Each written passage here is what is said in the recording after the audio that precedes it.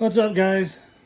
This is a 2007 Chevy Cobalt, and randomly hit the key in the morning, nothing. Absolutely nothing. The only thing I got was it popped up on the dash. It was power steering message and low fuel. Plug in the scan tool. It doesn't want to communicate to nothing. None of the modules are communicating. I spent 3 days working on this.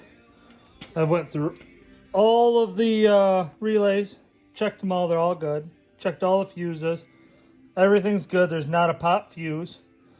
I found a video where you add another ground to the module here, and that didn't solve it.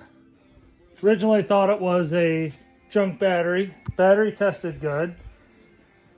Ended up, I cleaned up a couple grounds because I was finding info on that, and I got communication back, but when you hit the key, it would click, do weird things. It threw the anti-theft lock on, and it wasn't right. So I replaced the starter, thinking, oh, well, maybe the starter happened to take a crap. Brand new starter, still same thing. So I ended up, there's a ground that's right on the back of the motor here.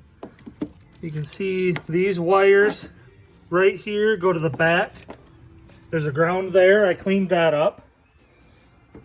There is a ground right there underneath the coolant bottle. Clean that up. There's a ground right next to the oil filter. This light's not really working for me.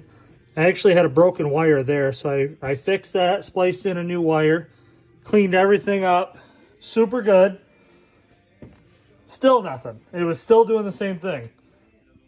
So for anybody having this issue, pull the front left headlight out, and there's a ground right there. So take this case out. I took that apart, cleaned that up, put it all back together, hit the key, car fired right up. So if you're having this issue where it doesn't communicate, your battery's good, your starter's good, can't find a bad fuse, nothing like that, even if you had this as a mod or whatever you want to call it. Main ground right there. Ground on the side of the transmission case. Back of the crank cover. And right under the coolant bottle. Those were all the ones that I cleaned up and did. And the car starts right up. No more warnings on the dash. So hopefully this helps somebody out there and saves you countless hours and 3 days worth of working on it.